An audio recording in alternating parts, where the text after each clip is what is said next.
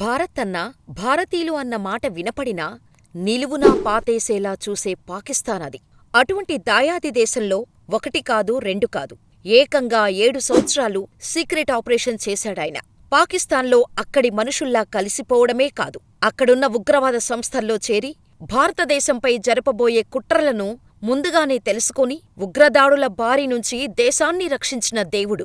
అంతేకాదు, శత్రుదేశంలో తలదాచుకుంటున్న దావూద్ గురించి భారతదేశానికి ఇన్ఫర్మేషన్ ఇచ్చిన ఘనుడు. ఈయన కేవలం జాతీయ నిధి మాత్రమే కాదు, అంతర్జాతీయ సంపద, భారతదేశ నిధి అంటూ అమెరికా రాయబారి సైతం ఆయనను పొగడ్తలతో ముంచెత్తారంటే అర్థం చేసుకోండి ఆయన రేంజేంటో. ఇక మూడోసారి జాతీయ భద్రతా సలహాదారుగా ఆయనను నియమిస్తూ భారతదేశ ప్రభుత్వం ఉత్తర్వులు జారీ చేయటంతో మరోసారి ఆయన పేరు మారుమోగిపోయింది. ఆయనెవరో కాదు, ఇండియాకా జేమ్స్ బాండ్ అజిత్ దోవల్. అసలు ఆయన పాకిస్తాన్లో 7 సంవత్సరాలు ఎలా ఉన్నారు? యుద్ధ వ్యూహాల్లో దిట్ట అయిన దోవల్ గతంలో అనేక ఆపరేషన్లు చాకచక్యంగా నిర్వహించారు. ఇప్పుడు కూడా అదే రీతిలో వ్యూహాలతో ముందుకు వెళ్తారన్న నమ్మకంతో ప్రధానిగా పదవీ బాధ్యతలు చేపట్టిన వెంటనే దోవల్కు కీలక బాధ్యతలు అప్పగించారు నరేంద్ర మోడీ. దేశ రక్షణలోనే తన 40 ఏళ్ల జీవితాన్ని గడిపేశారంటే దోవల్కు దేశంపై ఉన్న భక్తి ఎటువంటిదో అర్థమవుతుంది. దోవల్ 1945లో ఘర్వాలీ బ్రాహ్మణ కుటుంబంలో ఉత్తరాఖండ్కు చెందిన ఘర్వాల్పా ప్రాంతంలోని గిర్ బనేల్సున్ గ్రామంలో జన్మించారు. ఆయన తండ్రి మేజర్ గుణానంద దోవల్ భారత సైన్యంలో అధికారిగా పనిచేశారు. తండ్రి సైన్యంలో పనిచేయటంతో అజ్మీర్లోని రాష్ట్రీయ మిలిటరీ స్కూల్లో చదువుకున్నారు. తండ్రిని చూస్తూ పెరిగిన దోవల్కు తాను కూడా ఓ మంచి ఐపీఎస్ ఆఫీసర్ అవ్వాలని అనుకున్నాడు. అలా 23 ఏళ్లకే ఐపీఎస్ని క్రాక్ చేశారు. 1988 పంజాబ్లోని అమృత్సర్లోని స్వర్ణ దేవాలయంలో భక్తులను అడ్డుపెట్టుకొని ఉగ్రవాదులు తలదాచుకున్నాయి. దీంతో ఆలయంలో ఉన్న ఉగ్రమూకను ఏరివేసేందుకు భద్రతా దళాలు ఆపరేషన్ బ్లాక్ థండర్ను ప్రారంభించాయి. సైన్యమంతా వచ్చి దేవాలయం ముందు రెడీగా ఉన్నారు. కాని లోపల ఎంతమంది ఉగ్రవాదులు ఉన్నారో ఎవరికీ తెలియదు. ఆ టైంలోనే ఐపీఎస్ దోవల్ రిక్షా కార్మికుడుగా వేషం వేసుకొని లోపలికి వెళ్లారు. అనంతరం లోపలే ఉన్న ఉగ్రవాదులకు నచ్చచెప్పి భద్రతా దళాలకు లొంగిపోయేలా చేశారు. దీంతో ఎలాంటి ప్రాణనష్టం జరగకుండా ఆపరేషన్ సక్సెస్ అయింది.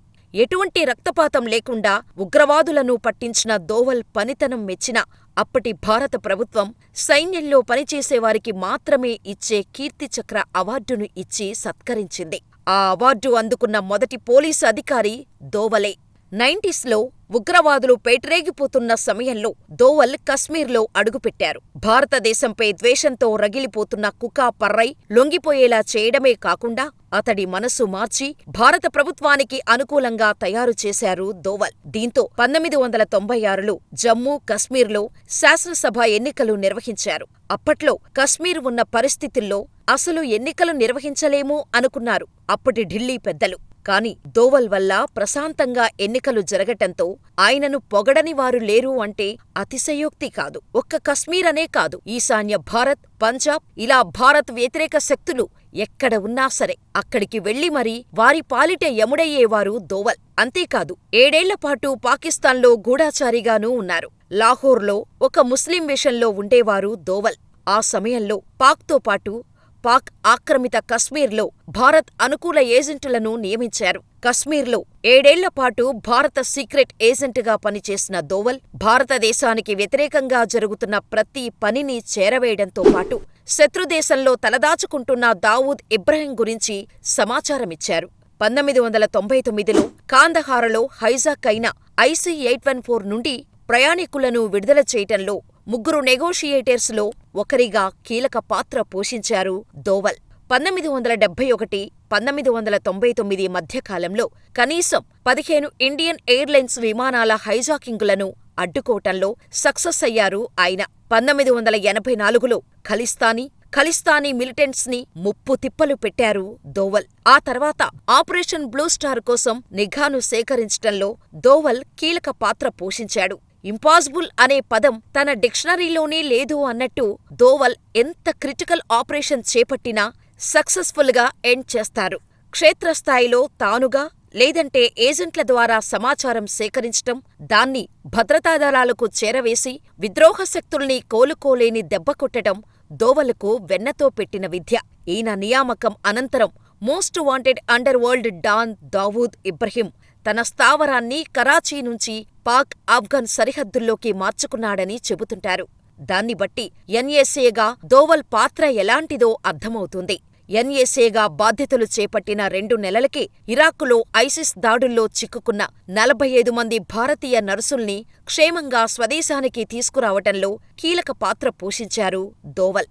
పశ్చిమాసియా, ఆగ్నేయాసియా దేశాల్లో నిఘా వర్గాలు చురుగ్గా పనిచేసేలా దోవల్ మార్పులు తెచ్చారని, అందువల్లే ఛోటా రాజన్ను పట్టుకోగలిగారని చెబుతుంటారు. ఉరీలో రెచ్చిపోయిన ఉగ్రమూకల తోక కత్తిరించటానికి దోవల్ రంగంలోకి దిగారు. ఫస్ట్ టైం భారత దళాలు నియంత్రణ రేఖను దాటి పాక్ ఆక్రమిత కశ్మీర్లోని ఉగ్రవాద స్థావరాలపై మెరుపు దాడులు చేశాయి. 2016లో ఫస్ట్ సర్జికల్ స్ట్రైక్స్ జరిగాయి. ఆ తర్వాత పుల్వామా ఉగ్రదాడికి ప్రతీకారంగా అజిత్ దోవల్ మరోసారి స్కెచ్ వేశారు.